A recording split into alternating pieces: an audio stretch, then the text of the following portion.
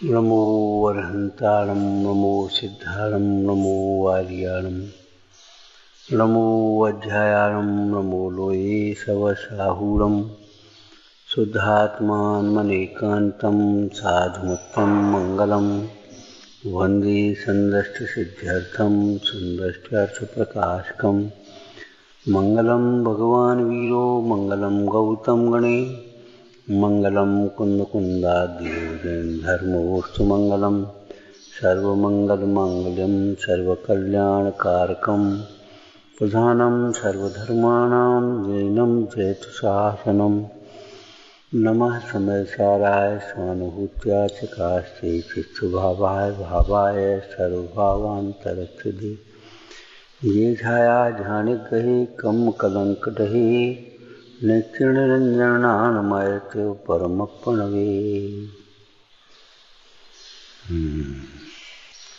कृतकार्यतान मननय त्रिकाल विषयं मनोवचन काय परिहृत कर्म सर्वं परवं निष्कर्म अवलंबे।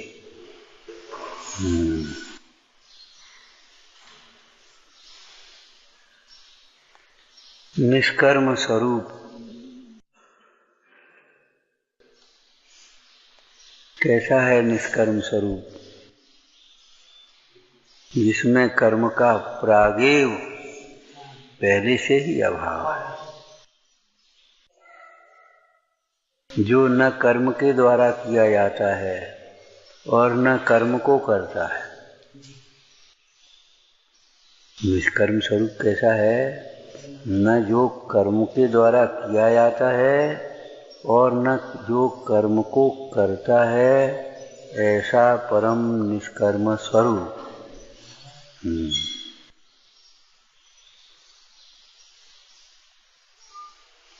वही अवलंबन करने योग्य है।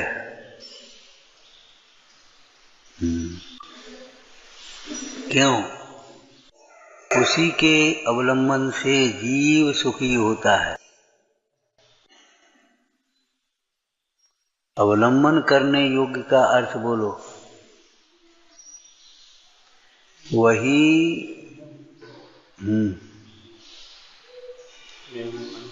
हाँ, बहुत सुंदर। वही अपना कहने लायक है, अपना मानने लायक है, वही मैं हूं ऐसा अनुभवने लायक।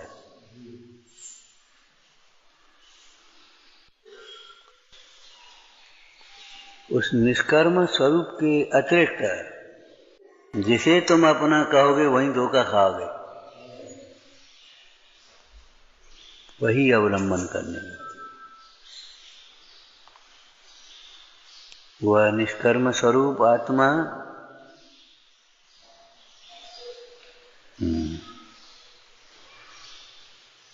स्वभाव से ही ज्ञान आनंदमय है, स्वभाव से ही प्रभु है।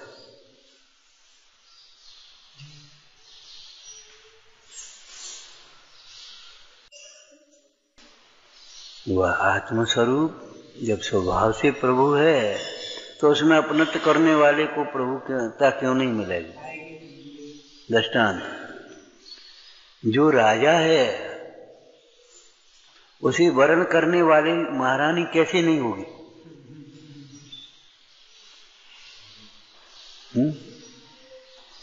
होगी? नहीं होगी। जो राजा है उसे वर्ण करने वाली रानी होगी। जो महाराजा है उसे वर्ण करने वाली महारानी होगी।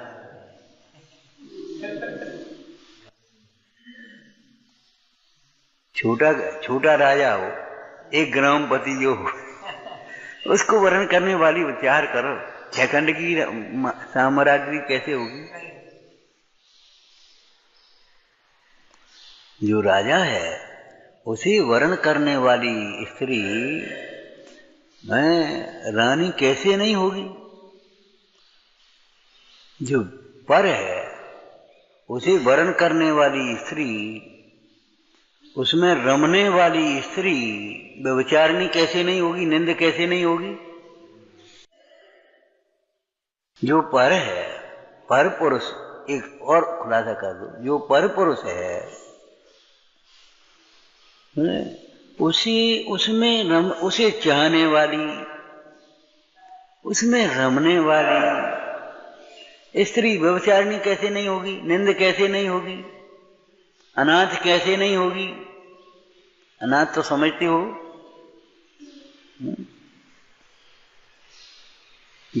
जब तक वो कुशील के प्रसंग में लिखा ना, जब तक स्त्री का रूप है, यौवन है, उसे लूटने वाले बहुत हैं। और वह अपने पति से विमुख होकर चाहे जिसका आश्रय करे, जब उसको उस पापों का उदय आए शरीर में उगे, अब कौन पूछेगा?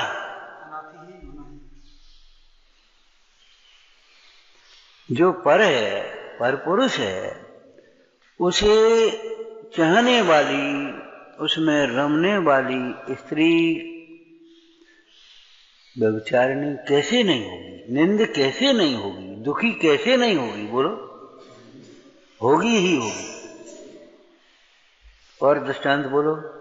जो परद्रव्य है, उसे अपना मानने वाला, उसे चुराने वाला, उसे भोगने वाला व्यक्ति चोर कैसे नहीं होगा? अपराधी कैसे नहीं होगा? पराई जमीन हो चाहे पराई की वस्तु हो, उस पराई वस्तु को चुरा लेने वाला, अपना मान लेने वाला, उस पर लौकिक भाषा में कहें तो कब्जा कर लेने वाला, अधिकार समझने वाला अपराधी कैसे नहीं होगा?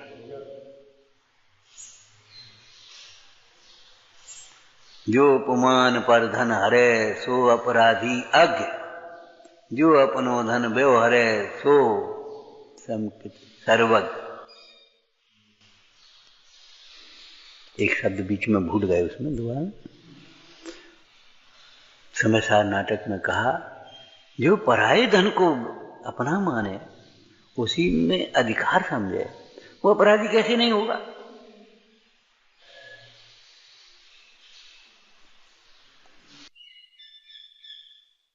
इसी प्रकार जो मैं नहीं है, जो अपना नहीं है, उसे अपना मानने वाला जीव दुखी कैसे नहीं होगा? निंद कैसे नहीं होगा? भटकेगा कैसे नहीं? क्यों नहीं भटकेगा? भटकेगा।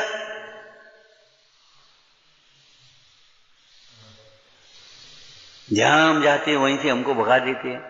तो तुम अपने घर में क्यों नहीं जा रहते? हम जहां बैठे हैं वहीं से उठा देते हैं। तुम अपनी सीट पर क्यों नहीं बैठते?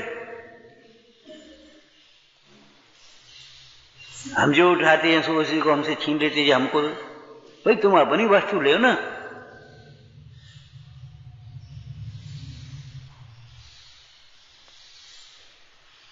वह निष्कर्म स्वरूप आत्मा जो न कर्म के द्वारा किया जाता है और न कर्म को करता है, अज्ञान दशा में जीव ही कर्म को करता है, वो अलग बात है। यहाँ स्वभाव की चर्चा है। वह निष्कर्मात्मा स्वभाव से आनंदमय है, उसमें अपनत्व करने वाला, उसे अभिन्नपने मैं हूं ऐसा अनुभवने वाला जीव ज्ञानी कैसे नहीं होगा? सुखी कैसे नहीं होगा? इसलिए निष्कर्म तत्व अनुभव नहीं योग्य है।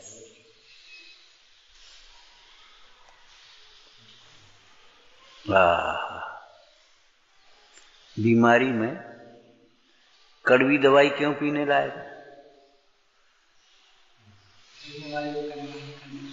यही हमारे रोग का निवारण करने वाला है, यही हमें स्वास्थ्य करने वाली है। लड्डू क्यों नहीं खाने लायक? जो अच्छा लगता है सो नहीं खाने लायक, क्योंकि वह हमारे रोग को बढ़ाने वाला है।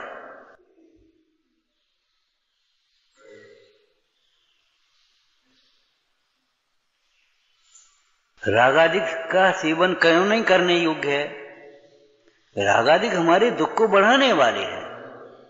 वितराग विज्ञानता ही क्यों प्रयोजन है? वह हमारे दुख, हमें दुख से छुड़ाकर सुख को उत्पन्न करने वाले। प्रयोजन पर दृष्टि रखेंगे तो पर से विरक्ति होगी। अपनी परिणति अपने में ढलेगी अगर प्रयोजन पर दृष्टि होगी। प्रयोजन माने सुखी, सुखी कैसे होंगे बता।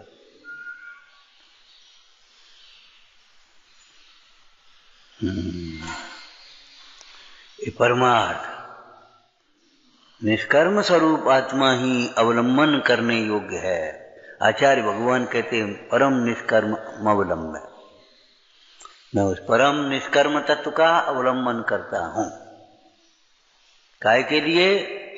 निष्कर्म दशा की प्राप्ति के लिए। कैसी है निष्कर्म दशा? जो परम आनंदमय है, प्रभुतामय है। सब पूजते हैं इसलिए प्रभुता नहीं, किसी के पूजा की जरूरत नहीं है, ऐसी प्रभुता।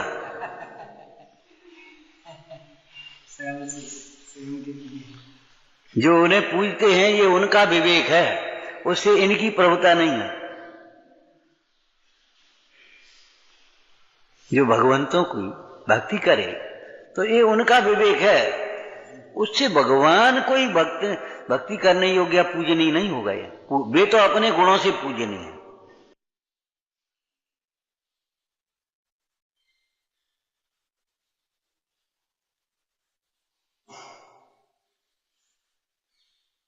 ये परमार्थ हो गया व्यवहार।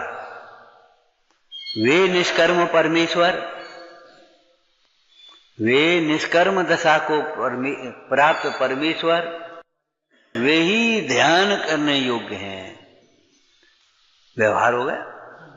वे ही श्रद्धान करने योग्य हैं, विश्व में विश्वास करने लायक हैं। वही जिनवाणी सुनने लायक है, विचारने लायक है, समझने लायक है, एकाग्र। कैसी है जिनवाणी? जो परम निष्कर्म तत्व को बताती है।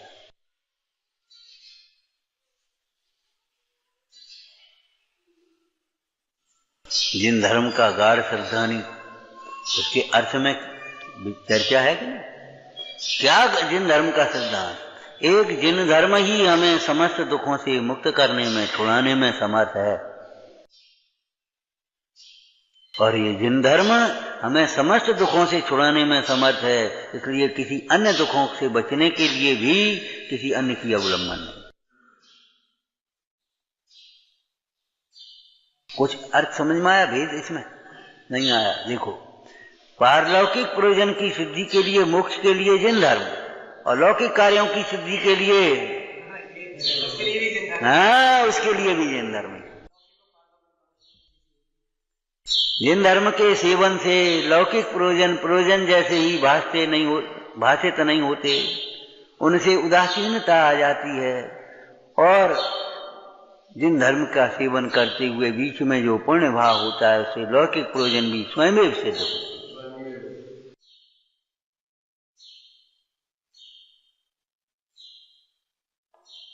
पहले नंबर पर ये लाने, और वह धर्म कठिन नहीं है, वह हमारा स्वभाव ही है। वह धर्म वस्तु का स्वभाव ही है। वह कृत्रिम नहीं है, स्वाभाविक है, ओरिजिनल, नकली नहीं है, कृत्रिम नहीं है। वह जिन धर्म कोई देह की क्रिया या कुल की क्रिया नहीं है, कुलाचार नहीं है। कुल को आचारता है, मूर्ख धर्म कहें, पंडित धर्म कहें, वस्तु के स्वभाव। वह जिन धर्म कोई कुलाचार, कुल की क्रिया नहीं है, कुल से परंपरा से चली आई क्रिया। वह कोई देह की क्रिया नहीं है। वह कोई थोड़े से पराश्रित दुर्विकल्प नहीं है। उनका नाम धर्म नहीं है, वस्तु स्वभाव। अपने को आप रूप अनुभव करना, ये धर्म है। अपना स्वभाव धर्म त्रैकालिक धर्म हो गया, और जो दुख से छुड़ाता है वह आत्मा का अनुभवन करना, ये धर्म है। अपने को आप रूप अनुभवना।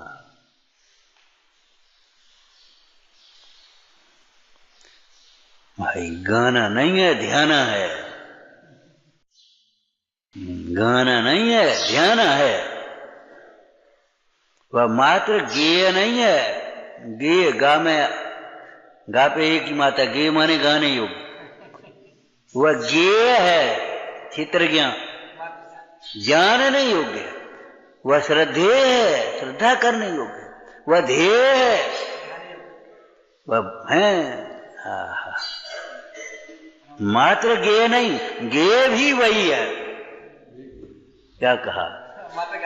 हाँ, नहीं नहीं, ज्ञेय भी वही है, गाने योग्य भी वही है। जब गाओ तो भी वही गा, सुनने योग्य भी वही है, सुनाने योग्य भी वही है, समझने योग्य भी वही है, विचारने करने योग्य, व्यवहार लायक भी वही है।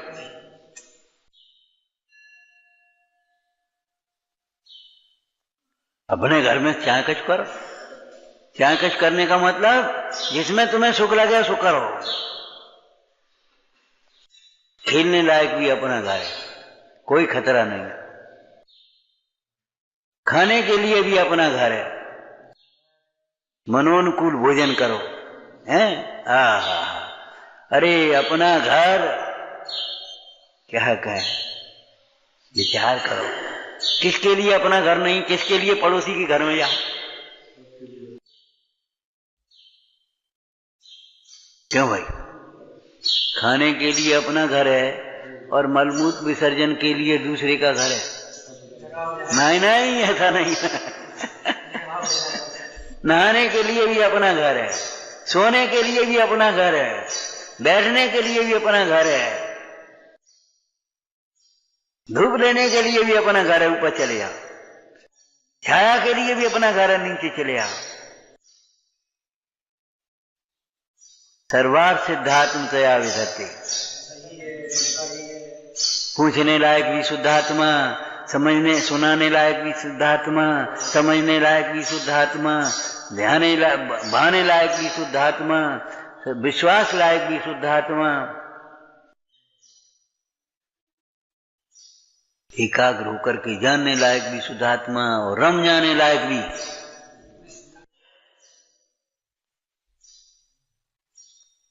कोई ये सोचे कि निर्विकल्प दशा में शुद्धात्मा अवलंबन होता होगा और सविकल्प दशा में परद्रव्य अवलंबन होते होंगे, ऐसा नहीं है। क्या बोलो? सविकल्प दशा में भी शुद्धात्मा ही अवलंबन होता है, वो परोक्ष रूप से होता है। किस तरह से? दृष्टांत बोलो, प्रसिद्ध दृष्टांत ही बोलो।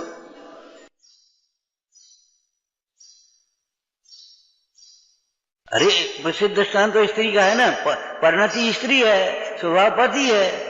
पति के संयोग काल में तो पति अवलंबन लायक है ही, पति के वियोग काल में भी पति ही अवलंबन लायक है। कैसे? पति का ही स्मरण, पति के गुणों का स्मरण, पति के आने की प्रतीक्षा, पति का समाचार, पति के लिए ही आते होंगे, लावजी बना के रख लें। जी भैया तुम जा रहे, जी लेते जाना, दे देना। माने सारा समर्पण काय के लिए है उसका?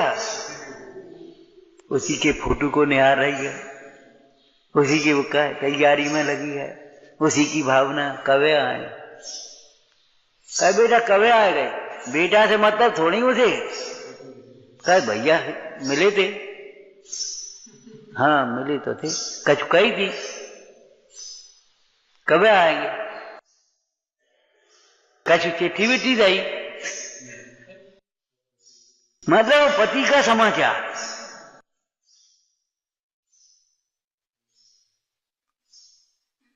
ऐसे परोक्ष रूप में भी, जब सविकल्प दशा में भी शुद्धात्मा को दर्शाने वाले सिद्ध भगवान, अनंत भगवान, आचार्य उपाध्याय, साधु महाराज, जिनवाणी, यही तो है बता। अच्छा अब इनमें से क्या सुनने लायक? जिनवाणी से क्या सुनने लायक है? जिनवाणी से ये सुनने लायक है मैं शुद्धात्मा। जिनवाणी से ये सुनने लायक है शुद्धात्मा की विराधना दुख का कारण है, शुद्धात्मा की आराधना से सुखी होता है। अगर ये बातें अनसुनी करते हो तो आप जिनवाणी नहीं सुनते।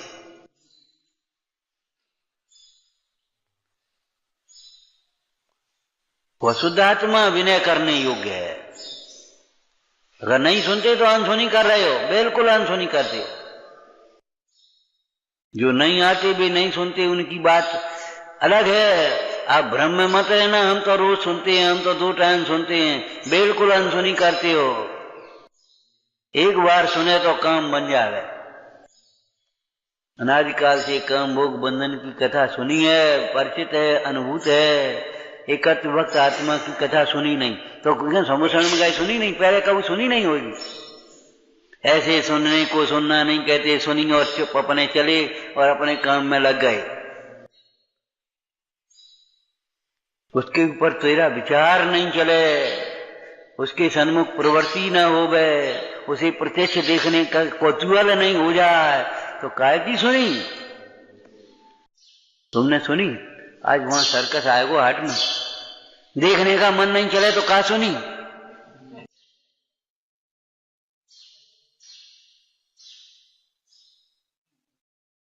ये एडवर्टाइज काय को लगा रहे, सुनाए काय को सुना रहे?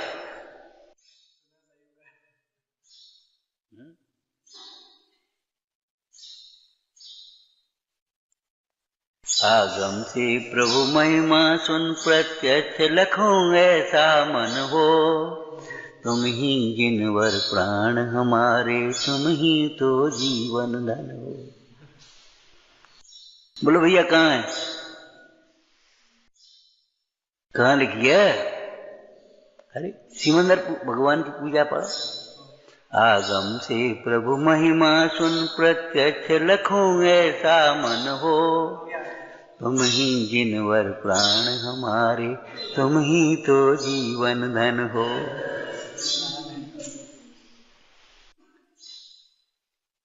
यहाँ भगवान नहीं है, अनंत है, समुसरण नहीं है। यहाँ विदेश क्षेत्र में होती है। कहाँ है विदेश क्षेत्र? प्रत्यक्ष लखूं।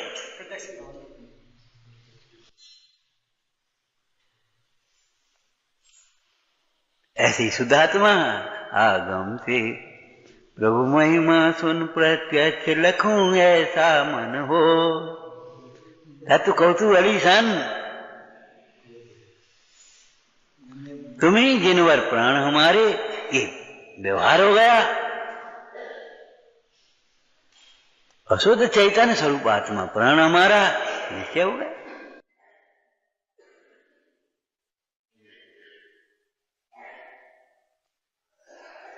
कभी स्वप्न में ये बात मत सोचना, शीलवती स्त्री सोच नहीं सकती इस बात को कि मेरे लिए अन्य भी अवलंबन हो सकता है।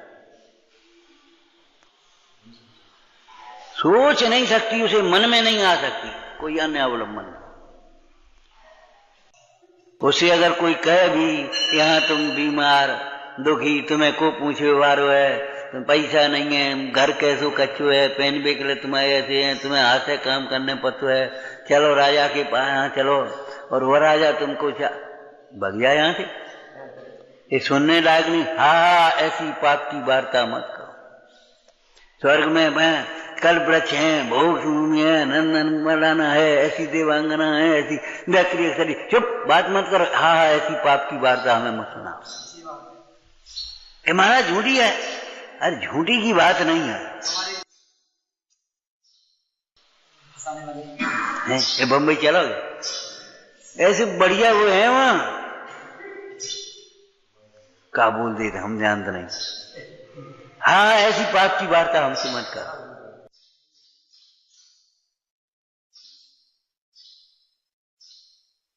अगर चलने का अभी कोई विकल्प होगा तो काय के लिए? वहां सुंदर तीर्थ है, मंदिर है, बहुत सुंदर, साधर्मी हैं, बड़े जिज्ञासु हैं। अच्छा ठीक है, तो देखते हैं।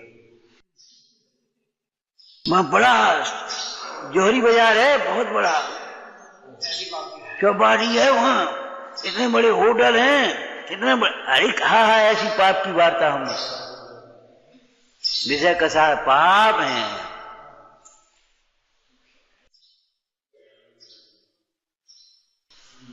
जहां शुद्धात्मा नहीं वहां हमारे लिए कुछ छूना है। जहां शुद्धात्मा है वहां हमारे लिए तीर्थ है। वही हमारा तीर्थ है, वही हमारा मंदिर है, वही हमारा गुरु है, वही हमारा देव है, जहां शुद्धात्मा। प्रभु आपने एक गायक बताया, गुरु आपने एक गायक बताया। वही गुरु, वही हमारा देव है, वही हमारा तीर्थ है।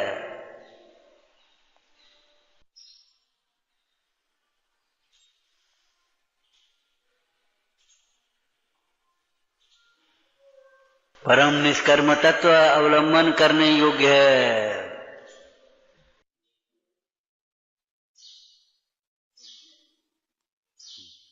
मात्र चिंतन करने योग्य ही नहीं, वह अवलंबन ही योग्य है। पंडित टोटामल जी के दृष्टांत से वरना, वह शुद्धात्मा अनुभव रूपी अमृत पीने लायक है, केवल प्रशंसा लायक नहीं। कोड़ी को अमृत पान करा और वह प्रशंसा तो करे, बहुत बढ़िया अमृत है जब तुम लाए हो तो। और अमृत तो हमने पढ़ा है, पुस्तक में पढ़ा है, अमृत पीने से हम बुढ़ापा नहीं आता, रोग नहीं होते, अमर हो जाते हैं, मरण नहीं होता जो अमृत पी लेता है। और साहब क्या करें, बड़े भाग्यवान को मिलता है, हर एक किसी को थोड़ी मिलता है। अरे मूल मिलता हुआ जो धरे तो पी तो ले।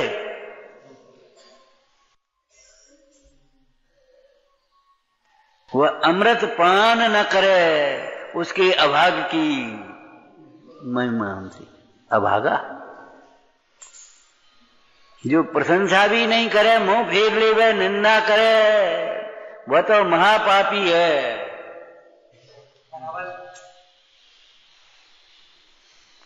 नरक निगोद का पात्र है। जो शुद्धात्मा तत्व को दर्शाने वाले वितरागी देव सद्गुरु की प्रशंसा भी न करे, भक्ति भी न करे, संसार के रूपी समुद्र के मगर में रहने वाले मगर के मुख में है, तो नरक निगोद का पात्र पापी है। लेकिन जो केवल प्रशंसा करे और पान न करे, अच्छा अच्छा कहे लेकिन अंतर में सच्चा न समझे, वह भी पुण्य कर रहा है लेकिन मोक्ष मार्गी नहीं होता। कहा था ना, जो अच्छा लगता है तो पुण्य होता है, जब सच्चा लगता है तो सम्यक होता है। जब तक सच्चा नहीं लगता तब तक सम्यक तो नहीं होता, मोक्ष मार्ग नहीं होता। अच्छा लगता, बहुत अच्छा प्रवचन है, बहुत अच्छी जनवाणी, बहुत अच्छी पूजा है, बहुत अच्छा मंदिर है, पुण्य पुण्य। हम गए थे, बहुत अच्छा तीर्थ है, बहुत अच्छा स्वाध्याय है, बहुत अच्छे पंडित जी है, बहुत अच्छे महाराज है, ठीक, पुण्यवान। सच्चे गुरु, सच्चा तत्व, सच्चा स्वरूप, ये सम्यक्त की पात्रता है।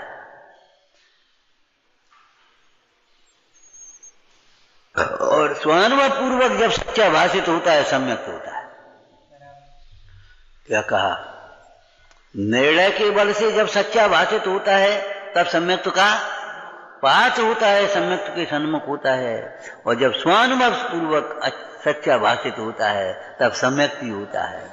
जिसे सच्चा नहीं लगता, ऊपर ऊपर से हाँ अच्छा अच्छा ठीक है ठीक है ठीक है, अरे रे प्रभु नहीं, और केवल ऊपर ऊपर से करता है, भीतर तो भुन चलती है, वो तो मायाचारी है, पापी है। और उसमें से कुछ अच्छा है कुछ खराब है ऐसा करता है। अपने राग के अनुसार है सो अच्छा है, अपने शिष्टाचार के अनुसार है सो अच्छा। ये पंडित जी अच्छे से कछु नहीं कहा। वो डॉक्टर अच्छा बने गई, सब चाहे कछु खाओ, वो डॉक्टर अच्छा है, अरे अच्छा नहीं है।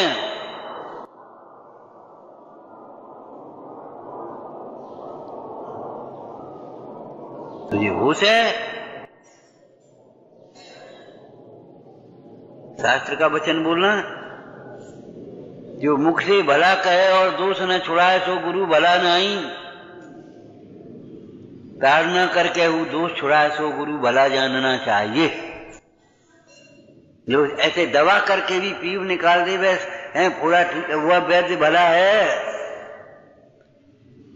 जो तुम्हारा मीठा मिष्टान में रुचिकर भोजन भी छुड़ा करके तुम्हें स्वस्थ करे, वो वैद्य भला है।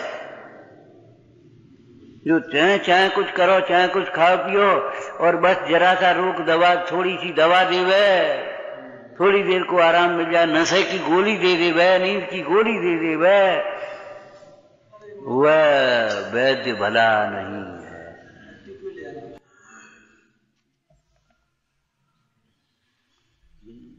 ऊपर पर से बात तो ठीक है, बात तो ठीक है, ठीक है, बात तो आपकी ठीक है, राष्ट्र में सब ठीक नहीं, लेकिन भीतर में लगता ही नहीं है। हमारी भूल है, हमारा दोष है, हमारा अपराध है। विचार करो, विचार करो।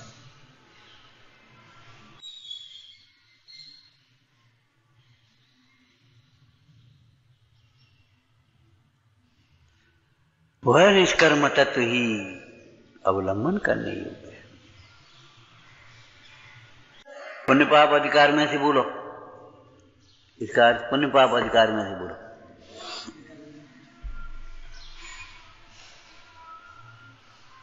प्रश्न, हे गुरु, हे प्रभु,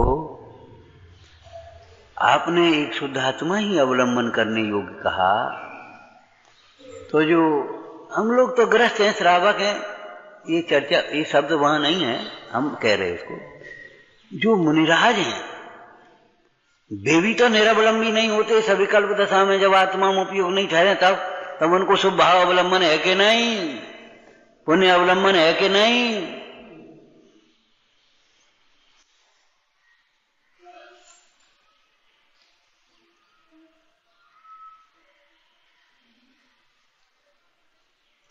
प्रश्न आ गया कि नहीं आ गया? उत्तर, ज्ञान में स्थित होता हुआ ज्ञान को ज्ञान रूप अनुभवता हुआ ज्ञान ही उन योगी जनों को अवलंबन होता है।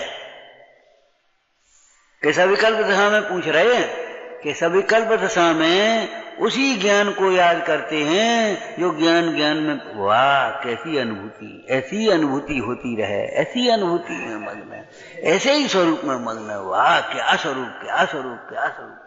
जैसे कोई व्यक्ति कोई सुहावना सपना देखे और आंख खुल जाए तो फिर आंख बंद करके वो भी देखना चाहता है।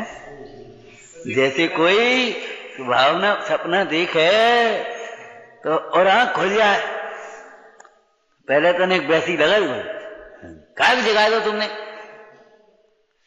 उसका तुम्हारी दृष्टांत मारा में तो क्या दिया, वो घसियारा स्वप्न देखने लगा राजा का, और उसने आकर के जगा दिया, देखो वो घास का गट्ठर भैंस चल रही है, ले खुरपी मारन को दौड़ा, ऐसा लिखा। आज तूने हमारी सबरी कर, क्या बढ़िया राजपद मिला, सपने में राजपद पाया, उठ मूरख रुदन मचाया।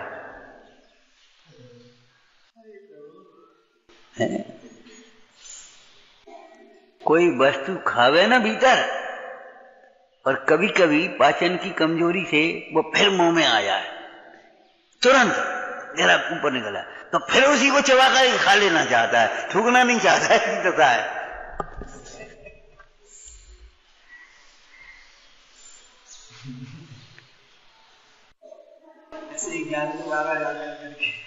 क्या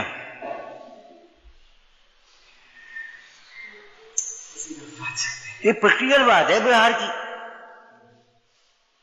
जबकि भाई मुंह में उगाल आ गई, वो तो थूक दे, कैसे नहीं, वाह।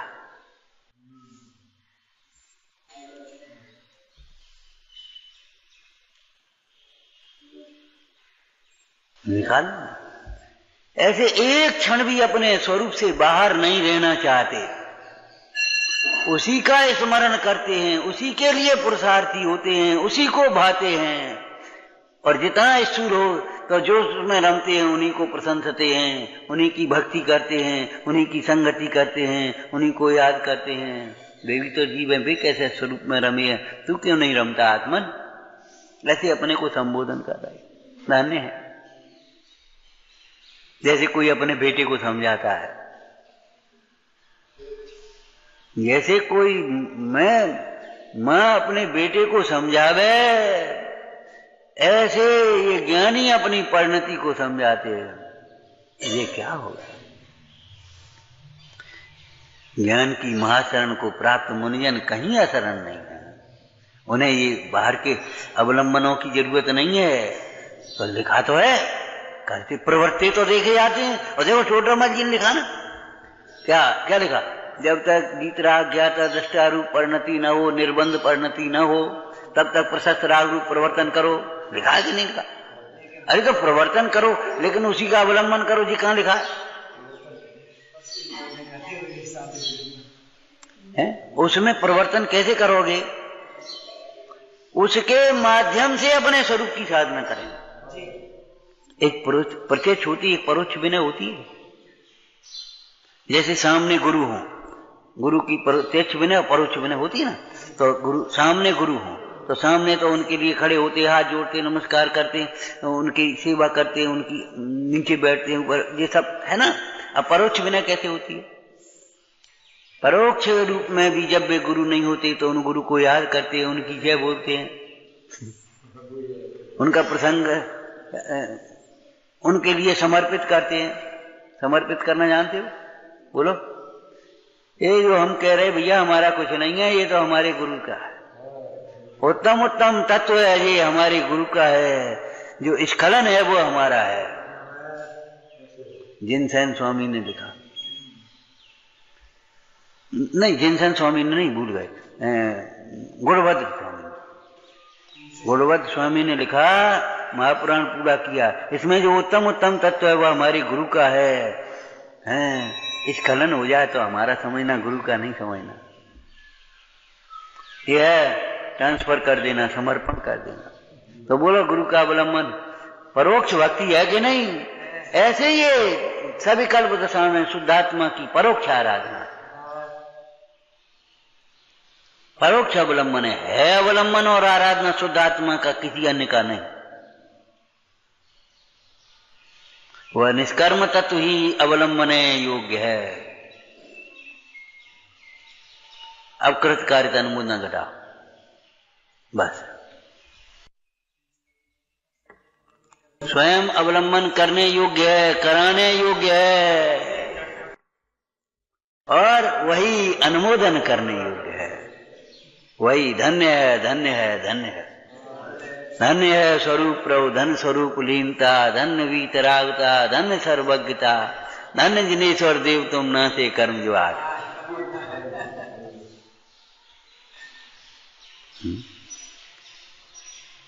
विचार करो, तुम्हें अच्छे हैं, भक्ष्य भोजन करने लायक है, बढ़िया शुद्ध भोजन करने लायक है, और बाल बच्चों को क्या अवच खिलाने लायक है? क्यों? कौन माँ ऐसी होगी है? अपन तो वो शुद्ध भोजन करे और बढ़िया शुद्ध घी खाए, और बच्चों को जिन्हें डाल दे, बाल बच्चन को डाल दे।